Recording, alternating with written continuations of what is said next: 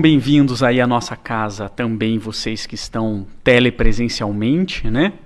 E que possamos então falar um pouquinho desse livro chamado Depois da Morte, de Leon Denis. Na realidade, eu não vou, essa palestra, diferente da aula que a gente fala sobre Leon Denis, em que eu explico nós explicamos, mas eu também o faço, explicando toda a biografia de Leon Denis e também os capítulos do livro Depois da Morte. O nosso objetivo hoje é fazer um resumo dessa obra, tá? Mas para tal, vamos então falar um pouquinho de Leon Denis. Essa obra é interessante, né? De Leon Denis, porque é uma obra que quando a gente olha, num primeiro momento, fica um pouco assustado, né? Depois da Morte. É uma obra que, embora belíssima, muitas vezes a gente fica com certo receio de entregar para um companheiro nosso que está em necessidade. Ou então eu fico imaginando um companheiro no hospital e a gente quer ajudá-lo naquele momento e a gente leva uma obra chamada Depois da Morte. Ele se assusta, né? Ele olha aquilo e fala assim, puxa, que bom que você está me desejando isso, né? Mas, na realidade, essa obra Depois da Morte, se ela não chamasse Depois da Morte, ela poderia chamar-se um grande resumo do Espiritismo. Na realidade, se a gente pegar quando Leon Denis vai escrever essa obra, ele estava participando do Congresso Espiritualista de 1889, aonde lá reuniam-se várias categorias de espiritistas, tá? Seguidores de Swedenborg, Rosa Cruzes, várias correntes que acreditavam na imortalidade da alma, inclusive o Espiritismo de Kardec. Leon Denis foi, e é por isso que esse slide nos mostra, o apóstolo do Espiritismo, porque talvez tenha sido o maior divulgador da doutrina espírita pós-Kardec. Ele, de fato, foi a pessoa que conseguiu difundir e talvez até colocar a filosofia espírita dentro do nosso contexto. E nesse congresso, depois dele fazer uma belíssima defesa, concluiu-se o congresso solicitando então que ele fizesse um resumo do Espiritismo. E aí Leon Denis falou, olha, coincidência ou não, eu estou trabalhando nessa obra. É exatamente nessa obra que eu estou trabalhando no momento, o que nos demonstra a conexão com a espiritualidade superior de Leon Denis, da qual ele tinha grande carinho. Se nós pegarmos o histórico de Leon Denis, a biografia de Leon Denis, a gente visualiza o quão próximo ele era dos espíritos de luz que o acompanhavam, né? Aliás, a pleiade de espíritos de Leon Denis, em que Kardec estava também inserido, mas que também estavam inseridos tantos outros espíritos que ajudaram tanto na codificação, mas muito antes disso, como Jerônimo de Praga, que foi o espírito que acompanhou Leon Denis durante muitos anos. Quem foi Jerônimo de Praga? Se nós pegarmos e começarmos a relembrar quem ele foi o ajudante de John Hus. John Hus, que era... se você pegar aquele livro Os Luminares Tchecos, que mostravam exatamente como que essas ideias de John Hus impactaram e depois auxiliaram, inclusive Lutero, na sua formação do protestantismo, e que depois a literatura espírita vem nos explicar que John Hus é uma encarnação de Allan Kardec, do Hipólito Leon Denisard Rivail, e que depois você tem Jerônimo de Praga, e que depois Jerônimo de Praga acompanha Leon Denis, e que provavelmente Leon Denis tenha sido também um dos companheiros de Kardec, ou contemporâneo, ou antes, já na Revolução do Protestantismo, que era um momento muito importante aonde se tentou resgatar o cristianismo que já havia sido deturpado pela Igreja de Roma. Então, veja que quão importante é essa pleiade de espíritos que há muito tempo tem nos encaminhado nessa rumo à luz, a verdadeira luz trazida por Cristo. E Leon Denis merece um pouquinho da nossa atenção, porque infelizmente dentro das fileiras espíritas nós vislumbramos que ele acaba sendo um pouco relegado. As suas obras, muitos espíritas desconhecem Leon Denis, alguns até acreditam que Leon Denis é Allan Kardec, porque se você pegar o nome de Allan Kardec, Hippolyte Léon Denisard Rivail, você encontra Leon Denis dentro do nome dele. Então muitas pessoas até acreditam que é a mesma pessoa, um pseudônimo de Allan Kardec, pseudônimo de Hippolyte, e não é, muito pelo contrário. Eu não tenho sombra de dúvida que aquela passagem em Obras Póstumas em que Kardec pergunta: e se eu tivesse falhado, e se eu falhar na minha missão? E os espíritos respondem: fique tranquilo que tem gente para te substituir, você não é insubstituível, né? Então os espíritos respondem a Kardec exatamente nisso. E depois, quando ele está perguntando aos espíritos sobre os sucessores da mesma obra, Obras Póstumas, em que eles falam: fique tranquilo que chegará o tempo do seu do seu precursor, né, do próximo aí. E aí ele fala assim: mas esse caminho vai ser um pouco mais fácil para ele. Ele falou assim: terá as suas dificuldades, como você está tendo as suas para a formulação do espiritismo, ele terá. E com certeza, para mim fica evidente que se fala de Leon Denis, as dificuldades que Leon Denis, isso eu estou contando um pouquinho da biografia dele, baseada na obra chamada Leon Denis, o Apóstolo do Espiritismo, sua vida e sua obra, de Gaston Luce, que é um dos grandes biógrafos de Leon Denis. Ele fala o seguinte: esse próximo, o sucessor, ele será um cara que vai sofrer muito de outras coisas que você não está sofrendo. E de fato foi isso que aconteceu. Leon Denis lutou a favor do espiritismo contra os inimigos dentro da própria doutrina. Não que a vida de Kardec tenha sido também fácil. É importante mencionar que às vezes as pessoas acham que por Kardec ter nascido num berço relativamente bom, até ter perdido o pai na infância, mas ter uma possibilidade, ter uma boa formação, um bom estudo na escola de Pestalozzi, que a vida de Kardec foi fácil. Não o foi. Muito pelo contrário. Depois que ele teve que vender a escola que ele tinha de sociedade com um tio e que tem o dinheiro que ele empresta para um amigo que era um investidor e esse amigo perde, Kardec fica muito sem dinheiro. Quando Kardec começa a revista espírita, Kardec não tinha dinheiro para publicar. Aliás, tem uma passagem em Obras Póstumas, eu sei que eu estou falando de Kardec, mas eu vou chegar em Leon Denis, quando Kardec pergunta, isso também está lá em Obras Póstumas: poxa, vocês se preocupam com as necessidades financeiras que eu estou vivendo? Ele pergunta aos espíritos superiores: vocês têm essa preocupação? E os espíritos dizem assim: se não nos preocupássemos era porque não te amamos. Então, lógico que os espíritos superiores sabem das nossas dificuldades materiais, porque eles sabem que ao vivermos na matéria temos necessidades. Não adianta, eu posso ir numa churrascaria hoje comer um caminhão, amanhã eu vou estar com fome.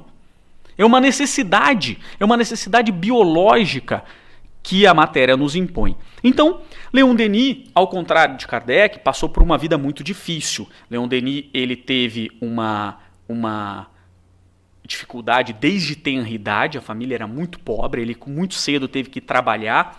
Ele trabalhava, inclusive, lustrando moedas na Casa da Moeda, o que deixava a mão dele com 9 aninhos sangrando, né? Então, ele teve uma vida muito difícil e, por conta disso, ele não teve oportunidade de estudar, de ter um estudo regular como Kardec teve. Mas isso não o desmotivou, muito pelo contrário, o motivou para continuar sendo e lutando, e ele era um autodidata. E, por conta disso, ele foi atrás, ele buscava ler, ele buscava sempre estudar, e tudo dava errado para ele quando ele buscava estudar. Isso tudo era para forjá-lo, porque aí é que é o grande ponto. A gente pensa, e a gente até equivocadamente às vezes, pensamos que um espírito da envergadura de Jesus é um espírito de cristal, que se a gente olha para ele, ele quebra. Não é, senhores? Ele é um espírito de diamante, porque ele foi forjado nas grandes dificuldades. Não nessa encarnação como Jesus, mas em tantas outras encarnações para chegar nessa envergadura. E o mesmo acontece com esses grandes bastiões do espiritismo ou do cristianismo, seja ele do catolicismo, todos eles passaram por dificuldade do protestantismo, todos esses, olha a vida do que acabamos de ouvir na música de Francisco de Assis. Quem vai dizer que a vida dele foi uma vida fácil? Pode até ter sido fácil no seu início, mas não foi depois. Então, vejam porque esses espíritos eles são forjados dessa maneira para as provas que eles enfrentarão no futuro. E assim foi Leon Denis. Leon Denis, graças a essa força de vontade, ele foi uma pessoa que nunca desistiu das boas batalhas, né? Das boas brigas, das brigas que geram um crescimento. Então, ao defender o espiritismo, dentro da própria fileira, a fileira espírita, que muito criticava Kardec pós sua morte. Kardec foi muito criticado por trazer esse esoterismo ao espiritismo, a religiosidade ao espiritismo, porque na realidade alguns defendiam que o espiritismo deveria ser só ciência, pronto e acabou. E é um grande equívoco. Na realidade, Kardec, de maneira muito correta, fez essa tríade. Por quê? Porque o espiritismo, isso já é o início da nossa palestra, eu já estou falando o que nós vamos falar na sequência. Vejam, o espiritismo, sobretudo, é uma ciência de observação que nos leva a uma reflexão filosófica, e é por isso que tem a filosofia, e que gera uma consequência de impacto moral. Como assim? Vamos entender. Vamos lá. E aí é que é o fantástico. Leon Denis tem vários livros, né? Vários livros que ele traz para a gente. Alguns deles são espetaculares, outros são muito bons, né? E como o Socialismo e Espiritismo, por exemplo, foi um dos primeiros livros que eu li dele quando eu era ainda moleque. Mas o Problema do Ser e do Destino, né? E que depois em português foi traduzido para o Problema do Ser, do Destino e da Dor. Esse da Dor não tem originariamente, tá? Então, vários livros. Mas eu quero focar no Depois da Morte. Por quê? Porque veja só que interessante e aí vem o nome desse livro, né? Vejam, por que o Espiritismo? Porque o Espiritismo ele faz uma revolução na forma com que pensamos. E aí, veja bem, ele é uma ciência de experimentação. Por que o Espiritismo é uma ciência de experimentação? Vamos ver. Nós tínhamos fenômenos espíritas acontecendo e aí começa a se estudar. E aí Kardec faz um trabalho minucioso para identificar se aqueles fenômenos eles eram reais ou se eram mentirosos. E ele então conclui que existia muita fraude, mas que existiam fenômenos verdadeiros. Isso é a parte da ciência de experimentação do Espiritismo. A partir da ciência de experimentação, nós concluímos o seguinte: existe vida depois da morte. Porque e aí nós começamos a filosofar. E é por isso que ele é uma ciência de experimentação, e é por isso que esse nome é fantástico, porque se nós temos o que é filosofia? É discutir sobre a vida. Filosofia, né? É você pensar sobre a vida. E uma das coisas que vai acontecer com todas as pessoas, e é o que a gente costuma dizer que só existem duas certezas na vida, que é a morte e os impostos, né? São as duas certezas que a gente sempre vai ter, the death and the tax. Então, nós vamos ter essas duas certezas. Para todas as pessoas, eu garanto para vocês, a todas as pessoas que foram curadas por Jesus Cristo, morreram. Todas elas. Todas, inclusive ele. Então, isso é algo que nos conecta com o mundo. Nós somos finitos. Em que pese as brincadeiras com a rainha da Inglaterra, que ela é imortal, ela não é. E o mais rico ou o mais pobre desse planeta vai se deparar com a seguinte questão: vamos morrer. seja pela pandemia, seja depois da pandemia, seja por razões naturais ou por razões de doença. Todos nós vamos morrer. E o que acontece depois da morte? Essa é a pergunta. Porque dependendo do que acontecer depois da morte, isso vai alterar a nossa vida. É por isso que a filosofia é uma ciência de você pensar sobre a vida. E quando você, então, a partir da experimentação de Kardec, conclui que há vida depois da morte, você leva a seguinte conclusão. E aí essa é a parte filosófica trazida por essa obra espetacular.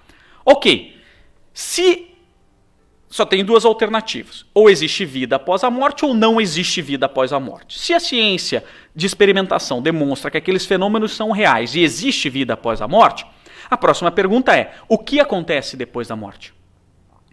Como é essa vida? Quais são os impactos do que eu faço hoje vai resultar na minha vida após a morte?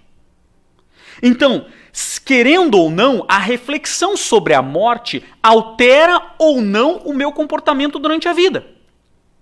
Por quê? Porque se nós concluímos que todos nós vamos morrer e que existe uma vida e existe uma consequência pelas nossas atitudes de hoje, eu posso alterar essas consequências. Porque se elas existem, eu posso mudar o curso da minha vida para que eu altere o depois da morte. Então tudo isso é uma reflexão espetacular, filosófica, que traz dentro do Espiritismo. E, consequentemente, nos traz preceitos morais. Que é o quê? Opa, se eu agir dessa maneira, a minha consequência durante a vida vai ser essa e depois da morte, essa. Agora, se eu fizer o caminho inverso, optar por esse caminho, a minha consequência será essa durante a vida e aquela durante a morte. E o que acontece depois da morte com uma renovação da vida? São reflexões. Nós voltamos, não voltamos? E se voltamos, como voltamos? Essa é a reflexão que o Espiritismo nos convida a fazer, e Leon Denis nos convida a fazer nesse livro Depois da Morte. Então, o livro é espetacular. Ele é dividido em 5 partes. E ele é um grande resumo do Espiritismo. Esse livro é tão interessante que foi esse livro que despertou para o Espiritismo Eurípides Barçanufo. Isso não é pouco. Aliás, muito bem lembrado nessa fase de pandemia, porque Eurípides Barçanufo morreu nas fileiras espíritas na gripe espanhola, tratando de pessoas que estavam com a gripe espanhola. Então, muito bem lembrado em relação ao Eurípides Barçanufo, o seu trabalho, frente que nunca arredou o pé de um trabalho dentro das fileiras espíritas. Esse livro também conta Arthur Valadares, que foi o seu despertar. Foi esse livro que despertou, embora Arthur Valadares tenha nascido em espírita, ele se despertou. E foi o livro que também me despertou. Ele também, embora eu também tenha nascido espírita, este foi o livro que me trouxe uma reflexão tão profunda do que é o espiritismo de verdade, com as suas ressignificações e a necessidade da sua compreensão de forma plena. Então, eu acredito que se você quiser começar com um livro de Leon Denis, leia o Depois da Morte.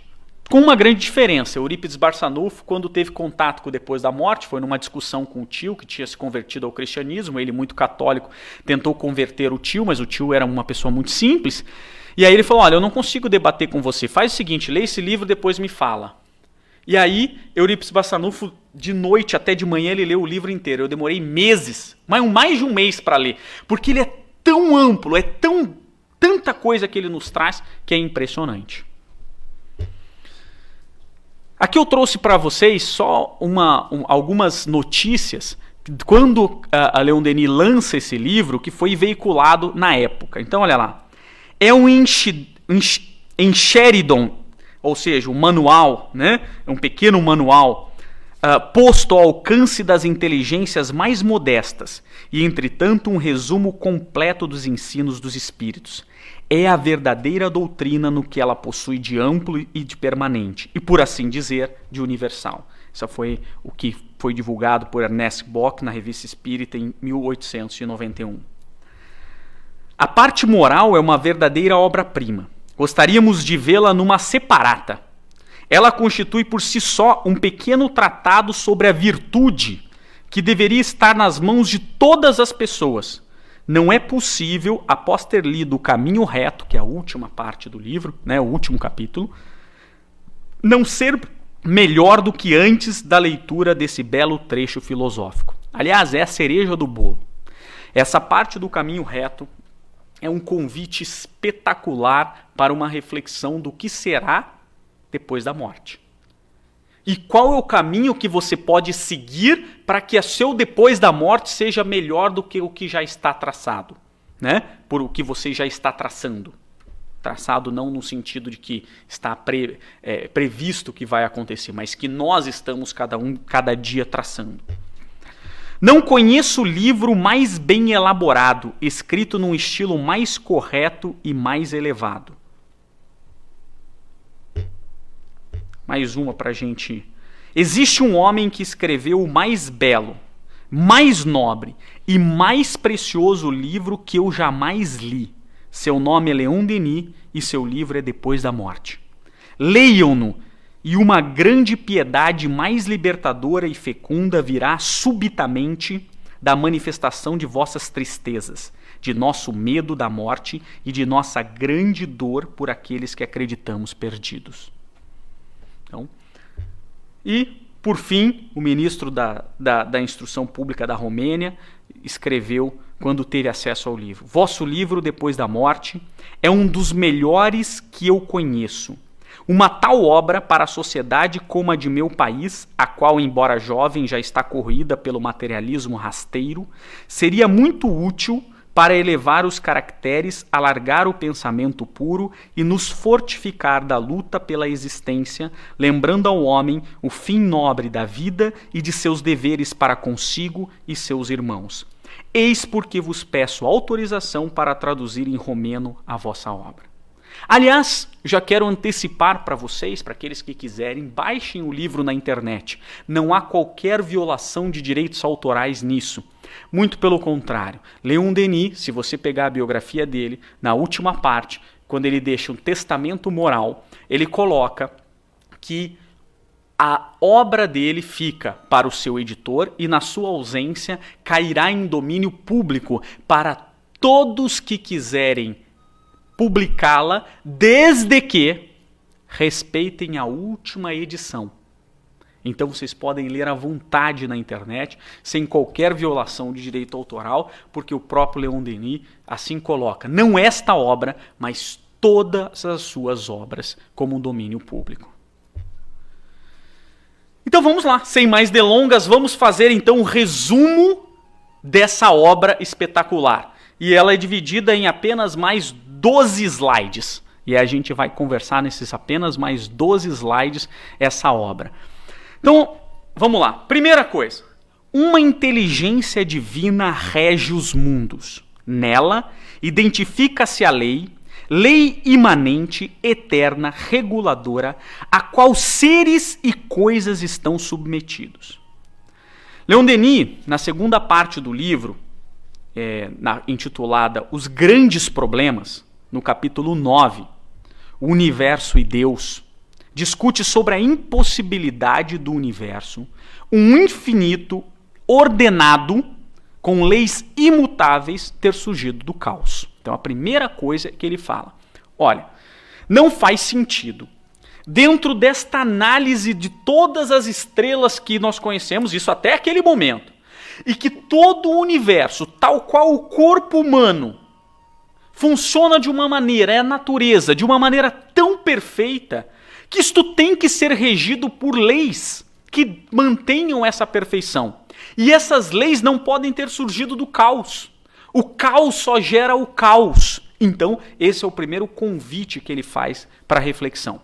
Mas a grande questão que eu acho que Leon Denis nos convida e que o Espiritismo faz esse convite é de abandonar essa ideia débil e pequena de Deus, porque a visão que nós temos de Deus tem que ser ressignificada. Pensamos Deus como aquele ser barbudo, né? Grande, roupa branca, parece um rei da Idade Média e que fica lá Pune, vou punir você, vou fazer não sei o que lá. Aliás, é um Deus que a gente teme ele em virtude do Velho Testamento e que precisava ser desse jeito, mas que Jesus já veio apresentar o Deus do amor, o Deus caridoso, o Deus que acolhe, o Pai, não o carrasco, não o Senhor. E o Espiritismo ele vem apresentar um outro Deus, e é esse que é o grande Deus, porque não é o Deus da Terra, porque nós temos que abandonar essa ideia, porque vamos pensar da seguinte maneira, a ciência não conhece ainda nenhum planeta que seja habitado por seres como nós, né? Foi reconhecido, mas isso não significa que não o tenha. Vamos partir de um pressuposto hipotético, porque nós espíritos acreditamos que todos os planetas são habitados, ok? Mas vamos partir de um ponto de vista científico. Dentro das 200 bilhões de galáxias que nós temos, há uma grande probabilidade de ter um planeta igualzinho à Terra com um ser semelhante ao nosso. Há uma grande probabilidade. E se tiver pelo menos um ser habitado, Deus seria o cara mais injusto e imperfeito do universo. Por quê? Porque esse ser que habita sabe Deus aonde, teria que pegar uma nave espacial, vir até o meu planeta, se converter à minha religião, não a sua, não a dos outros, a minha religião para ele ser salvo. Faz sentido isso? Porque assim, uma coisa é eu falar que você tem que se converter aqui no planeta Terra a minha religião para ser salva, por exemplo. Hipoteticamente falando. Agora, uma coisa é eu falar para o marciano que ele tem que pegar uma nave espacial e vir aqui de Marte se converter à minha religião porque Deus não vai gostar dele. Como é que você explica isso? Como é que você explica, saindo dessa ideia do Deus tribal, porque nós continuamos com a mesma ideia do Deus tribal, do Deus que protege a minha tribo em detrimento da outra tribo, que o Deus que eu rezo para ele, ou eu bato o tambor para ele, ou eu faço uma oferenda para ele, ou eu sacrifico um animal e vou à guerra e ganho, e o meu Deus é superior ao Deus da outra tribo, e nós continuamos com a ideia de Deus tribal. Não, senhores. Deus, o convite que o Espiritismo faz para cada um de nós é mostrar o Deus universal, o Deus que rege o planeta Terra e cada um de nós também rege as 200 bilhões de galáxias e tantas outras que vão existir. Uau! Esse é o convite que o Espiritismo nos faz para sair dessa caixinha. E isso está muito bem discutido na obra de Leon Denis, nesse capítulo. Quando ele nos faz focar no Deus universal da vida e do amor. É esse o Deus. É esse o Deus do universo que nós temos que pensar. Então ele faz uma grande reflexão sobre esse assunto, das milhares de galáxias, que na época que ainda não se tinha o Hubble, não se tinha conhecido, mas se sabia da existência de tantas estrelas e tantas galáxias, que não faz sentido que esse Deus seja esse Deus apresentado pelas diversas religiões, esse Deus tribal. Então esse é o primeiro convite que o Leon Denis faz. Então, para pensarmos em Deus como princípio inteligente, a causa primária de todas as coisas. E, aliás, citando o próprio Leon Denis, ele fala assim: o universo oferece-nos o espetáculo de uma evolução incessante, para a qual todos concorrem, da qual todos participam. A essa obra gigantesca preside um princípio imutável. É a unidade universal, unidade divina que abraça, liga, dirige todas as individualidades, todas as atividades particulares, fazendo-a convergir para um fim comum, que é a perfeição na plenitude da existência. Ou seja, o que ele está querendo dizer é que é a lei de progresso. Tudo evolui, todos os seres vão caminhar para esse progresso. E tudo isso é regido de forma ordenada, com leis imutáveis, com leis perfeitas, seja o indivíduo, seja o espírito, ou seja as galáxias, que também têm o seu ciclo de nascimento, maturidade e morte. Tudo isso é regido. E por trás disso tudo está Deus. Esse Deus universal, que traz leis universais, imutáveis, baseadas na sabedoria e no amor. Esse é o primeiro convite. Então só esse primeiro convite é uma loucura, não é mesmo? Não é uma coisa fantástica esse balanço que a gente faz do Espiritismo, né? Agora, claro, se a gente fala, tá, mas então o que é Deus? Eu não sei. A explicação, a gente é muito pequeno, como a gente fica meio bravo quando a gente lê o livro dos Espíritos e está lá escrito, o que é Deus? A pergunta já é espetacular, né? Kardec fala, ele não faz a pergunta quem é Deus, ele não personifica, ele fala o que é Deus. Inteligência primária, né? Inteligência suprema, causa primária de todas as coisas. Ok. E o que é isso? Porque daí ele continua perguntando. Aí os espíritos falam assim, não, olha, o seu vocabulário ainda não é suficiente para você tentar compreender. E a gente fala, pô, mas eu sou tão inteligente. Tá bom, explica para mim a física quântica no seu vocabulário. Porque eu também não vou saber explicar isso. Ou a química quântica. Ou a gravidade universal. Explica para mim as leis de gravidade do universo. Não a que aplica aqui na Terra, a do universo. Quer dizer, então a gente tem muita coisa que a gente ainda não sabe. Tem muita coisa que a gente ainda, mesmo explicando. E às vezes você vai lá, assiste uma explicação. Eu, por exemplo, quando eu li a teoria das cordas, eu falei assim, meu Deus, né? Do Hawking, né? Eu fui ler a teoria das cordas e falei, meu Deus, como eu sou burro. Porque eu lia, eu sou letrado, eu sei ler, mas eu não entendi o que ele estava falando. É muito para minha cabeça. Então, de fato, tentar compreender. Agora, nós temos que entender que existe uma causa primária, uma inteligência suprema e uma causa primária de todas as coisas. E essa causa primária é Deus. Não é aquele senhor barbudo que fica punindo a gente. Segundo, assim como o homem, sob seu invólucro material continuamente renovado, conserva a sua identidade espiritual, esse eu indestrutível, essa consciência em que se reconhece e se possui, assim também o universo. É fantástica essa reflexão que Leon Denis ele nos convida a pensar o universo e Deus através daquilo que nós conhecemos, que é o nosso corpo físico e o espírito. A gente vai ter vários corpos físicos. Então, a primeira pergunta que a gente faria, a gente morre? Morre, não morre? Corpo físico. Se você pensar só em corpo físico, todo mundo morre. O Ayrton vai morrer. Agora, esse espírito, que hoje chama-se Ayrton, mas um dia ele chamou sabe Deus o quê, né? José, Manuel, sei lá quem, esse espírito é imortal. Então, assim como esse espírito ele vai passando por diversas camadas evolutivas, experimentando esses corpos, ora mais simples e depois mais evoluído, ele também faz esse paralelo com o universo. Todo o universo, olha lá, também passa por essa regra. Sob suas aparências mutáveis, se possui e se reflete numa unidade central, que é o seu eu. O eu do universo é Deus. Então ele faz um paralelo, não que exista exatamente isso, mas é um paralelo pensando que o eu do Ayrton não é o corpo físico, é o espírito que tem uma série de encarnações e de experiências já pretéritas. Esse sou o eu verdadeiro desse Ayrton, dessa figura. O eu do universo, que também vai mudando, é Deus. Então ele faz um paralelo dizendo que o espírito do universo, vamos pensar nesse sentido, é o Deus.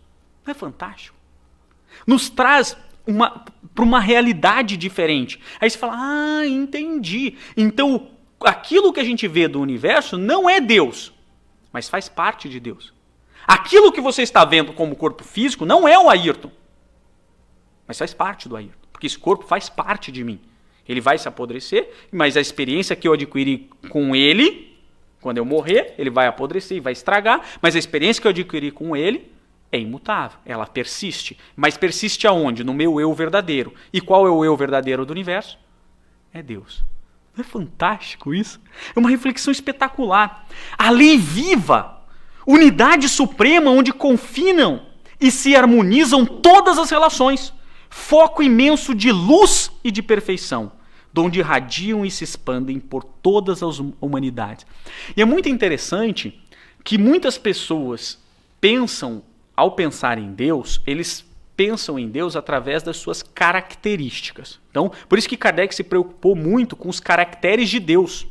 Ele fala lá sobre os caracteres. Por quê? Então, e ele vai falando sobre a onipresença, a onipotência, né? E aí você vai vendo. Então, Deus está em tudo, ele está presente em tudo e tudo mais. Mas algumas religiões que ainda vivem aquele Deus antigo, quando fazem as caracteres de Deus, eles colocam o Senhor Supremo de todas as coisas. E aí ele tem uma ideia de hierarquia. Ele é o Senhor Supremo de todas as coisas. Você deve submissão a ele. Porque se ele é o Senhor Supremo de todas as coisas, você tem que temer a Deus. É uma das coisas que eu mais conflito com algumas correntes, conflito para o bem, né? Não há um desrespeito a isso. Eu jamais imagino que eu tenho que temer a Deus. Não me passa pela minha mente isso. Temer a Deus, como que eu vou temer alguém que só me quer bem? Eu só posso amar aquele que me quer bem. Eu não posso temer. Então é uma questão filosófica, religiosa. Mas quando você coloca o ser supremo de todas as coisas, você tem que temer a ele, porque ele é o ser. Ele é o ser que vai... Então, enfim, essas características, as características que Leon Denis traz para nós de Deus é perfeição, suprema, imenso de amor, né? Lei viva. Então, essas são as características que ele aqui nos traz. E aí, ele repete justiça, sabedoria e amor. Isso aqui é quase um mantra para Leon Denis. Durante vários trechos da obra, em vários momentos, Leon Denis faz essa correlação entre a justiça, a sabedoria e o amor. Isso daqui é uma base, uma chave para poder entender Leon Denis. No universo, tudo envolve e tende para um estado superior. Então, isso é a lei de progresso, né? Tudo se transforma e se aperfeiçoa. Do seio dos abismos, a vida eleva-se. A princípio confusa, indecisa, animando formas inumeráveis, cada vez mais perfeitas, depois desabrocha no ser humano. Adquire então consciência, razão, vontade e constitui a alma ou o espírito. Isso aqui é uma síntese do caminho evolutivo. Olha que Leon Denis, óbvio que ele teve acesso às teorias de Darwin, darwiniana, porque mesmo Kardec assim o teve. Kardec publica a Gênese depois da teoria de Darwin. Mas Leon Denis tinha uma ideia do evolucionismo, porque era grande discussão, né? Porque eu gosto do espiritismo, uma das coisas que me satisfazem no espiritismo é o fato dele me tirar daquela dualidade. Ou eu sou criacionista ou eu sou evolucionista. Porque assim, não, eu creio em Deus, eu creio em Deus. Ok, então você tem que ser criacionista, porque na Bíblia está escrito isso, que ele criou em 7 dias, 6 dias, né, porque ele descansou. Eu fico legal, né, porque Deus precisa descansar, uma coisa tão legal que eu acho. Então, mas ele descansou no 7º dia e tal, beleza e tal, não sei o que lá. Não, mas eu acredito na teoria da evolução. Não, então você não pode ser religioso. Lamento, porque você não pode ter uma religião, seguir a minha religião e ser evolucionista. Porque aí você está acreditando só em partes da Bíblia e você não pode selecionar a parte que você acredita. Ah, então tá bom. Então eu não acredito mais em religião, eu vou ser só evolucionista. Tá, beleza, mas e se eu morrer? O que vai acontecer? Bom, eu vou morrer, né? Mas o que vai acontecer depois? Então isso vai... Porque eu imagino que o materialista e o ateu, ele deve ser... Eu não conheço nenhum ateu de verdade. Eu conheço só os ateus que dizem assim, eu sou ateu graças a Deus. Quer dizer, porque não tem como você não acreditar em alguma coisa. Põe a hora que a dor tiver, quando você tiver num momento que todos nós passamos de dor de verdade, você faz o quê? A primeira coisa que eu faço é chorar e pedir para Deus, falar assim, pô, parcela para mim 10 vezes essa daí. É a primeira coisa, eu já vou negociar com ele, eu tento negociar, é a minha parte. Parcela para mim, não tô aguentando, eu não tô aguentando. Como é que você faz se você é ateu e material? Se mata. É a única coisa que você faz, porque você acredita que não... Então assim, tá, agora, então você não pode ser evolucionista e religioso, e você não pode... Não, Kardec fala para tudo. Então, pensa só. O espiritismo, ele conseguiu juntar o evolucionismo com o criacionismo. E ele disse assim, aquilo que está escrito na Bíblia está certo, só que é uma história. Não é de verdade. Não foram em 7 dias. Tá? É simbólico. Aquilo ali tem um símbolo. Aliás, o próprio número 7 é simbólico. O 7 é um símbolo universal que representa ciclos dentro do universo. Múltiplos de 7. Quanto tempo é o calendário lunar?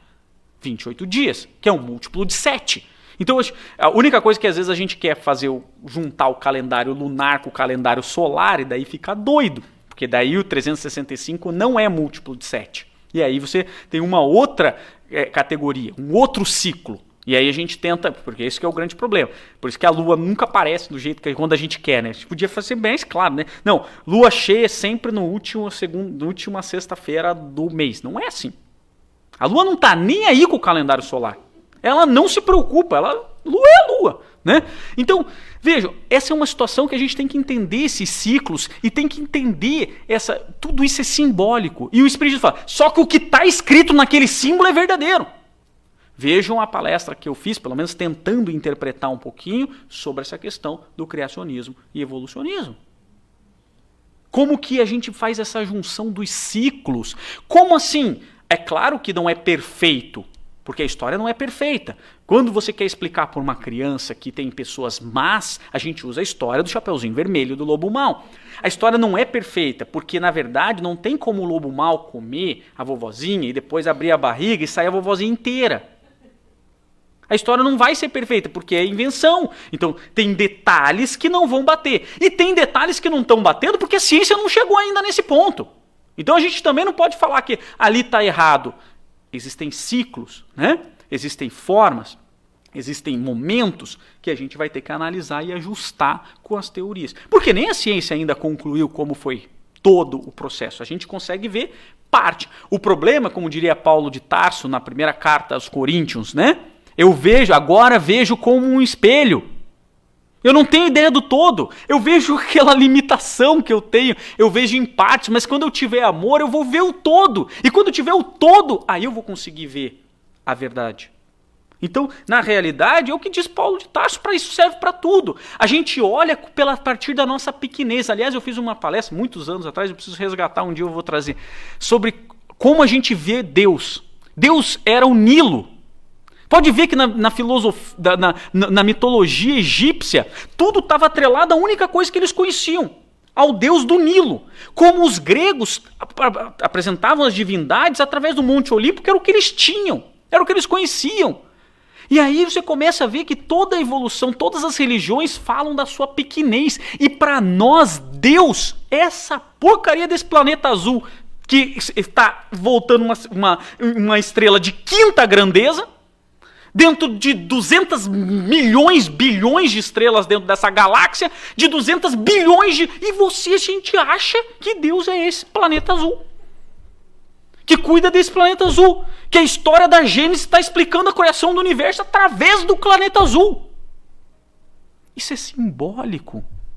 A gente tem que abstrair isso daí e entender que era a forma de contar a história para que as pessoas pudessem entender que no futuro... Aliás, Leon Denis fala isso na primeira parte desse livro. As filosofias ocultas, né, as diversas... Os próprios egípcios. Você acha que os egípcios eram, de fato, politeístas? Doce ilusão, senhores.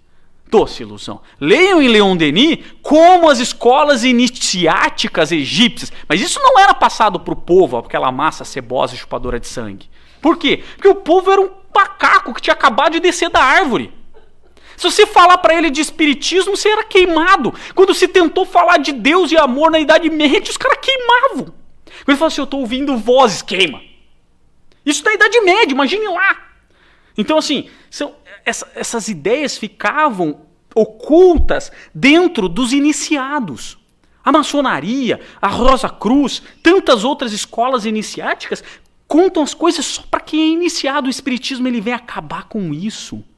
Não existe iniciação, não existe ritualística. Isso aqui é o conhecimento livre para todas as pessoas. Isso é o espiritismo. Aliás, Leon Denis, que também era irmão maçom. Então, lembra que tem muita coisa aqui também que é bem maçom. Mas o fato é que dentro dessa análise que ele veio trazer para nós, não se iludam que essas histórias não eram o que a elite pensante e os iniciados acreditavam. Isso tanto nas escolas egípcias, nas escolas gregas, na filosofia druida, que ele ressalta muito sobre a questão druida, que tem todo um celeiro do espiritismo através do druidismo, entre outras coisas. Mas o fato é que, e aí Leon Denis fala bem claro isso na primeira parte do Depois da Morte, ele fala assim, o espiritismo estava oculto, às vezes muito aparente, em todas essas filosofias. No hinduísmo, mas nunca na sua integralidade. É função do espiritismo ressaltar as verdades trazidas por essas correntes filosóficas e corrigir os desvios de curso tomado por essas correntes. Então vejam, quando nós temos no hinduísmo a reencarnação, não é o que está lá no espiritismo também? Agora, como que eles acreditavam a reencarnação? Que a gente pode reencarnar como gente, depois como bicho, depois como isso, depois um rato, né? E tal, não sei o que lá. E aí ele fala, não, peraí, a reencarnação tá certo, mas o caminho é progressivo e não regressivo. Então é essas correções de curso que a gente vai fazendo no conhecimento. Por quê? Porque a gente, pela nossa inferioridade, a gente acabou deturpando. Se a gente tivesse... eu fiquei pensando muito esses dias sobre essa frase que eu ouvi. Sócrates. Se a gente pegar a filosofia moral socrática, aquilo lá é espetacular. Mas o que a gente fez com Sócrates? Então, o que eu imagino, né? Jesus estava lá e falou assim, poxa, agora acho que a humanidade está beleza, né? Eu acho que agora deu um grande salto filosófico, Atenas está lá. Sócrates, vem cá. Está escalado, não o jogador de futebol, o Sócrates, o filósofo. Está escalado. Desce lá e fala de moral para eles. Beleza? Fala para eles que agora eles estão prontos. Eu fico imaginando Jesus fazendo a reunião com o seu staff lá, né? Aquela reunião da alta direção do planeta e falando assim, Sócrates, é contigo agora. Beleza? Beleza. Aí Sócrates vem, começa a pregar sobre a moral, sobre tudo isso. O que os caras fazem? Mata Sócrates. Vou matar Sócrates. Mata esse cara, tá doido? O cara tá acabando com aquilo que nós desenvolvemos para nós. E só isso deve ter atrasado a evolução do planeta em 2000 anos. Porque se a gente tivesse absorvido a moral socrática, nós estaríamos muito adiante. Eu imagino essas coisas que a gente perdeu, essas oportunidades, porque nós estávamos lá, não esqueça, que éramos nós lá. Daí fala assim, beleza, aí manda outro, manda Aristóteles, manda isso, parari, parará, e ele fala assim, vou eu então, já que não, vou eu. E aí a gente vai lá e prega o cara na cruz. E aí a gente atrasa mais 2000 anos, pelo menos 3000 anos na evolução planetária.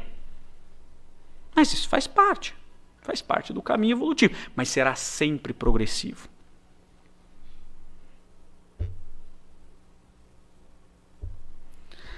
Alma imortal. Bom, se existe uma coisa que nós espíritas temos que repetir para todas as pessoas, o tempo todo, a gente não precisa falar sobre comunicação dos espíritos, como acontece, como uma reunião mediúnica, embora isso seja muito importante para a doutrina e para cada um de nós. Mas se existe uma coisa que nós temos que falar é que a alma é imortal. Isso é coisa... Então tá todo mundo com medo da pandemia, do que vai acontecer. Senhores, o máximo que pode acontecer é a gente morrer. É o máximo. E ninguém morre, porque a alma é imortal. Então o máximo que pode acontecer é nada. Ninguém morre. Todo mundo... Veja, agora, claro, quem tem medo da morte é porque a gente tem medo do que a gente faz na vida. Essa é a reflexão que Leon Denis nos convida. A gente não tem medo da morte. A gente tem medo do que vai acontecer com a gente depois da morte. E a gente tem medo porque a gente faz o caminho que não é o caminho reto que Leon Denis nos propõe. No último capítulo. Porque se a gente fizesse o caminho reto, pergunta para Chico se ele tinha medo de morrer. Não que ele quisesse, porque ele sentia que ele ainda precisava fazer mais para a humanidade. É uma outra coisa, ele não queria morrer. Isso não quer dizer que eu quero morrer e nem que o espírita fica procurando a morte e quer morrer. Mas a gente não pode ter medo, porque a alma é imortal. A alma é imortal. Coroamento e síntese das potências inferiores da natureza, ela contém em germe todas as faculdades superiores. Ou seja, nós somos uma semente. Nós somos uma semente. E o que é uma semente? Eu gosto muito desse exemplo, porque qualquer pessoa que saiba contar, qualquer pessoa que saiba o mínimo, então uma criança que ainda não tem a sua formação ainda, que saiba contar, pode dizer quantos frutos tem numa árvore. Mas ninguém, a não ser Deus, pode dizer quantas árvores tem numa semente, quantas frutas tem dentro de uma semente. Ou mesmo você pode dizer quantas sementes tem dentro de uma fruta. Mas só Deus vai poder dizer quantas frutas tem dentro de uma semente. É isso. Nós somos essa semente.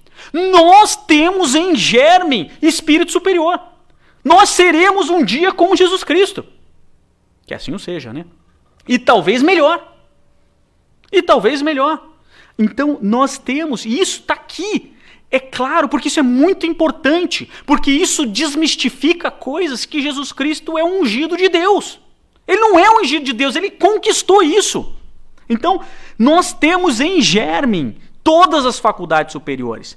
E estamos destinados a desenvolvê-las pelos nossos trabalhos e esforços, encarnando em mundos materiais, e tende a elevar-se através das vidas sucessivas, de grau em grau, para a perfeição.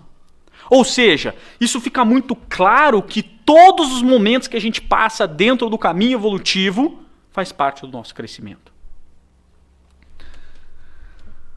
A alma tem 2 invólucros, um temporário, o corpo terrestre, instrumento de luta e de prova, que se desagrega no momento da morte, o outro permanente, corpo fluídico, que lhe é inseparável e que progride e se depura com ela. Então isso é muito importante. Nós não somos esse corpo, né? Eu, por exemplo, que tem uma diferença de como eu sou e como eu me enxergo, né? Quando eu me olho no espelho, eu me vejo moreno, alto, forte, olhos verdes, cabelos ao vento. É assim que eu me enxergo, né? Eu me vejo no espelho. Como eu sou essa visão deturpada que vocês têm da realidade, né? Essa é a visão de vocês para comigo, né? Mas eu, quando me vejo, eu não vou ser isso para sempre, né? Ter essa beleza, cabelos ao vento, essa coisa linda. Não vou. Né? Eu não vou ser isso. Nós não vamos ser. Hoje nós estamos na posição que nós estamos. Mas nós não somos essa posição que nós somos, que nós estamos. Então, isso é uma coisa muito importante. Porque isso daí, e aí eu acho que é a grande coisa que eu acho que o Espiritismo luta contra forças muito mais fortes do que eles, e essas forças não querem que a gente vença. Por quê? Porque o dia que todas as pessoas acreditarem de verdade que nós não somos, nós estamos, para que eu preciso ter um carro super luxo? Para que eu preciso ter uma casa, um barco, ou uma coisa para mostrar para o meu próximo que eu estou nessa posição? Eu não sou isso. E aí quebra uma força muito grande do universo, que é o materialismo. Isso não quer dizer que a gente não tem que desejar as coisas, não tem que querer ter as coisas, não tem que querer ser felicidade. Porque a gente pode ser feliz tendo um barco, a gente pode ser feliz tendo um carro, mas a gente não pode. Eu acho que a gente não será feliz eu ter para mostrar para os outros. Isso eu acho que não vai ter a felicidade. A vida terrestre, isso é uma das grandes lições de Kardec. A vida terrestre é uma escola. Porque tudo é organizado, feito escola, porque ele era professor, né? Então ele só pensava nisso, né? Então tudo é organizado como escola. E ele visualiza essa escola. E é verdade, a vida é uma escola, um meio de educação e aperfeiçoamento pelo trabalho, pelo estudo, pelo sofrimento. Essa é a escola, é assim que a gente se aperfeiçoa. Não há nem felicidade e nem mal eternos. Ou seja, como o Chico falava, tudo passa. Tudo passa. A recompensa ou o castigo consiste na extensão ou no encurtamento das nossas faculdades, do nosso campo de percepção, resultante do bom ou do mau uso que houvermos feito do nosso livre-arbítrio. Ou seja, o caminho que escolhemos para seguir é o caminho que nós vamos colher. É isso. E das aspirações ou tendências que houvermos em nós desenvolvidos. livre e responsável. A alma traz em si a lei dos seus destinos. Prepara no presente as alegrias ou as dores do futuro. A vida, isso é a parte da reflexão. Se existe uma vida após a morte, e se essa vida existe, e eu vou sofrer as consequências do que acontecer, e para essa ou para a próxima encarnação, então é agora que eu posso ajeitar o curso. Eu posso depois também, mas aí depois vai ter as consequências do que eu estou fazendo agora. A alma traz em si a lei dos seus destinos. Isso aqui é tão importante, porque o Espiritismo, com isso, vai responder as grandes questões da humanidade. Eu acho que ele, para mim, ele responde. Aonde nós viemos, para onde nós vamos, o que somos e o que estamos fazendo aqui. Então está muito claro para mim que o Espiritismo respondeu, pelo menos para mim, todas essas questões. Mas eu gosto do Espiritismo em especial porque ele acaba com duas coisas que me incomodavam sempre. Porque embora eu tenha nascido em berço espírita, eu estudei em colégio de padre, né? E era uma coisa meio doida, né? Porque eu queria fazer aula de religião e eu era excluído. Eu me sinto até meio excluído. Porque chegava a professora de religião e falava assim, olha, pessoal que é evangélico, por favor, tem uma outra religião, tem uma outra aula e tal. O pessoal que é católico pode ficar aqui, o Ayrton pode ir para a sala da coordenação. Tipo, eu era um espírita, né? Tipo, ser de outro coitado. Eu era um pobre que fui deturpado pela minha família, né? E eu não tinha nenhum direito de assistir. Eu falei, tá, mas eu posso ficar aqui? Posso. E eu gostava de assistir. Mas tinham coisas que... Ela que não gostava de mim, porque daí eu meio que rebarbava, assim, né? Porque algumas coisas que eu não entendia. Não é porque eu queria só sacanear na aula, não era. É porque eu não entendia. E existem duas coisas que eu nunca entendi. O pecado original. Eu tenho que pagar por um pecado original. Eu tenho que pagar por um pecado dos outros. Isso é muito injusto. Eu nunca acreditei nisso. Eu sempre fui advogado. Desde que eu nasci eu era advogado. Eu era um ser, eu pequenininho. A primeira palavra que eu falei não foi papai nem mamãe, foi não quer. Tá lá no meu álbum do bebê. A primeira, eu não quer. Foi a primeira palavra. Porque eu era assim, revoltado desde... E eu sou doido com a justiça. Essa questão de justiça para mim, pelo menos a minha visão de justiça, aquilo que eu acho que é certo, eu defendo aquilo que eu acho que é correto, eu sempre fui assim. Eu não consegui entender. Eu não tenho que pagar por pecado de ninguém, cada um que paga pelo seu. Meio egoísta, mas enfim. Mas eu acho que tá certo esse meu egoísmo, né? Então eu nunca entendi isso. Como é que eu posso pagar? E então acabou. Porque ao tirar esse peso do pecado, porque eu tenho que sofrer por causa do pecado original. Não, você não está sofrendo por causa do pecado original. O pecado original é o seu pecado original, da outra vida. Agora entendi. Agora faz sentido para mim. Então, beleza, é justo. Eu posso até pedir parcelamento, e Deus talvez conceda o parcelamento para mim. Mas eu estou entendendo que não é por causa de Eva que comeu uma maçã. E não faz nem sentido, né?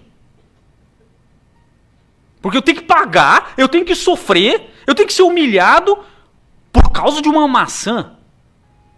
Não, mas é porque Deus falou que eu não podia comer. Mas esse Deus é muito turrão, né? Foi uma maçã. E todo mundo tem que pagar por causa da maçã. Isso não faz sentido. Quer dizer, então a gente tem que... Claro que é uma história, é uma alegoria, é para que a gente possa compreender, né? Mas isso acaba. Ao tirar o pecado original, nós somos responsáveis pelo nosso destino. Nós somos senhores do nosso destino. Para o bem e para o mal. Então, legal, eu entendi que eu estou sofrendo porque eu mereço sofrer. E o meu pecado, a minha forma de agir no passado me fez acontecer isso. Agora, a outra coisa que o Espiritismo tira com isso é o salvacionismo.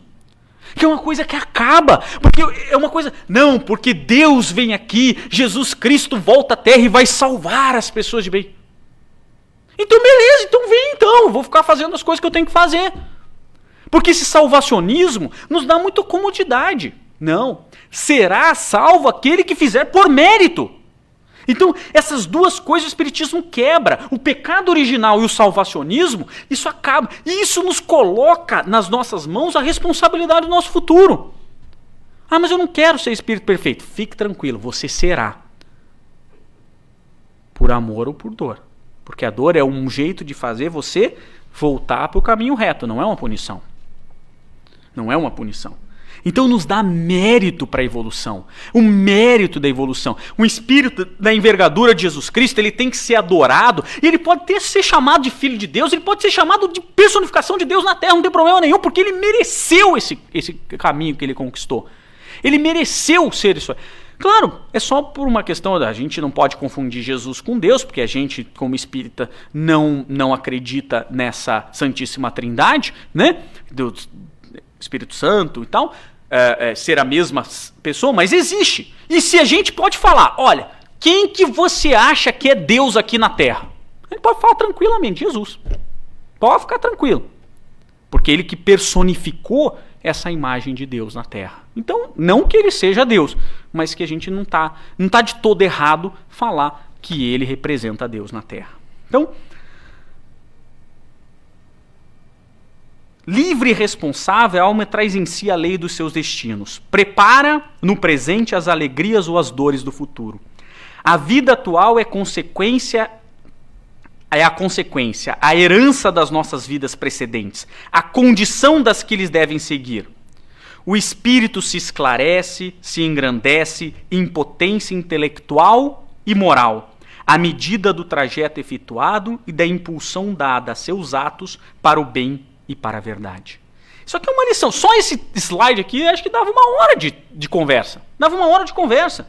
Então, é muito importante. Jesus não foi colocado como salvador do planeta Terra. Ele conquistou esse mérito. E ele pediu essa missão. Então, uma estreita solidariedade une todos os espíritos, idênticos na sua origem e nos seus fins. Diferentes somente por sua situação transitória.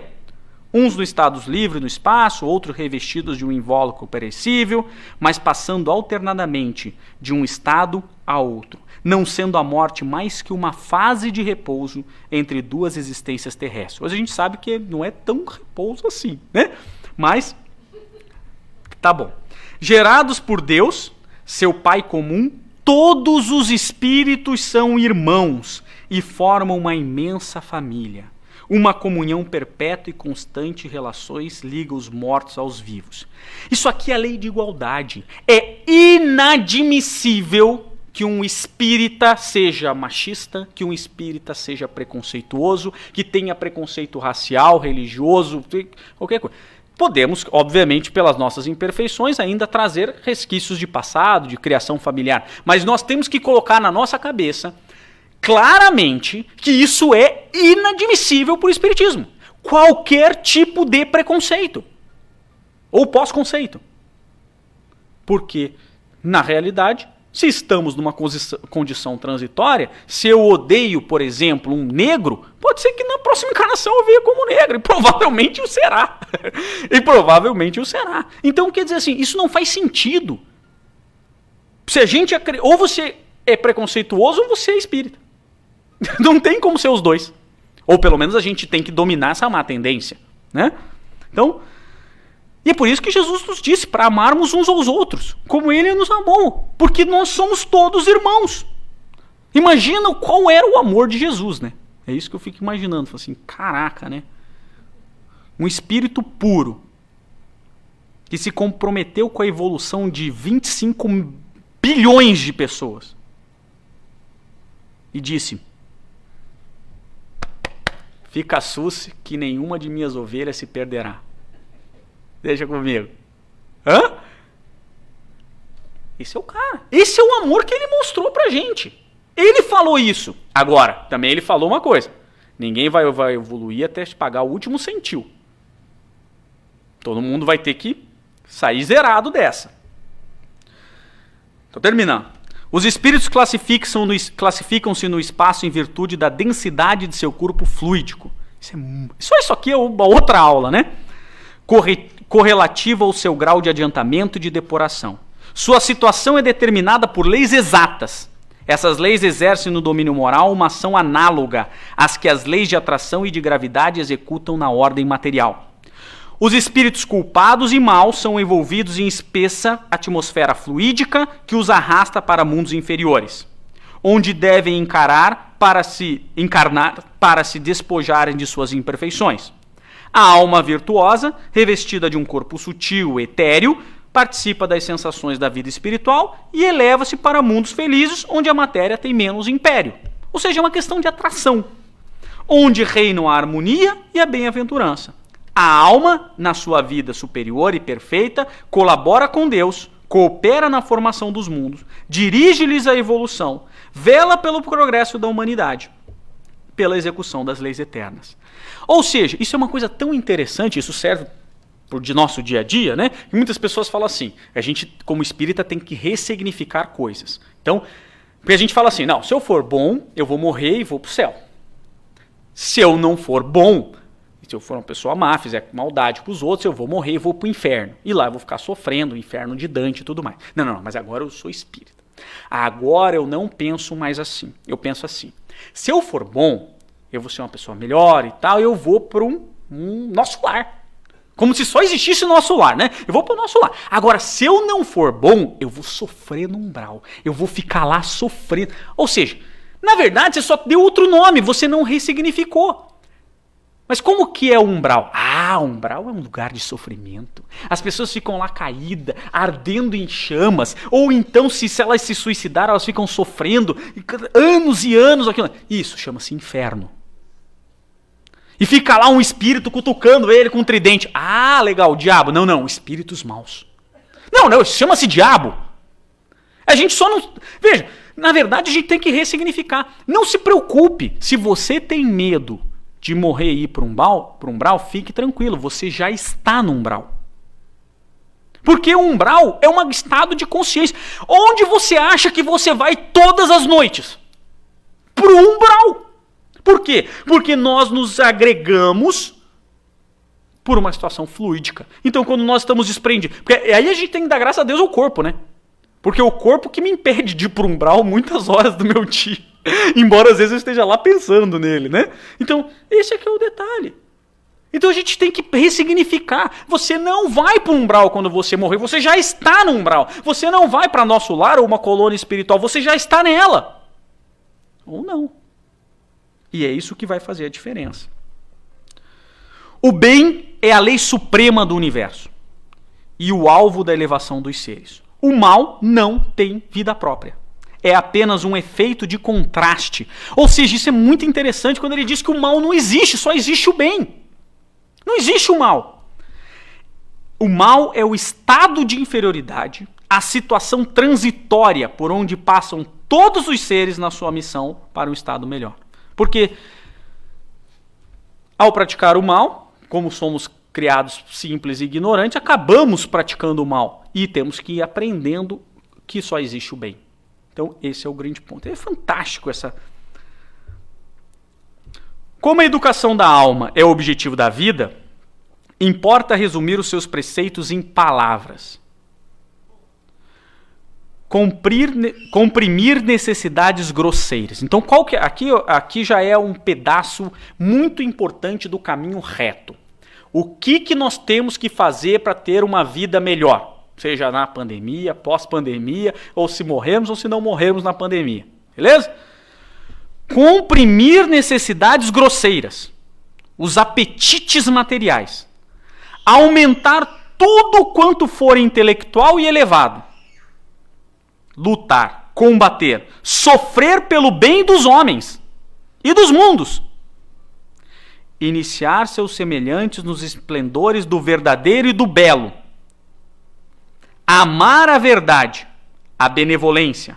Tal é o segredo da felicidade no futuro, tal é o dever.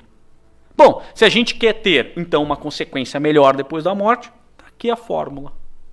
Não que a gente vá fazer de imediato, mas quando a gente olha e fala assim, puxa, isso aqui é uma necessidade grosseira, isso aqui é um apetite material, eu tenho que combater. Veja que ele não está falando que você tem que acabar com eles, porque a gente não vai conseguir. As pessoas continuam acreditando que o mundo de regeneração é um mundo dileto. O mundo de regeneração é um hospital, onde as pessoas que conseguiram estar um pouquinho melhor.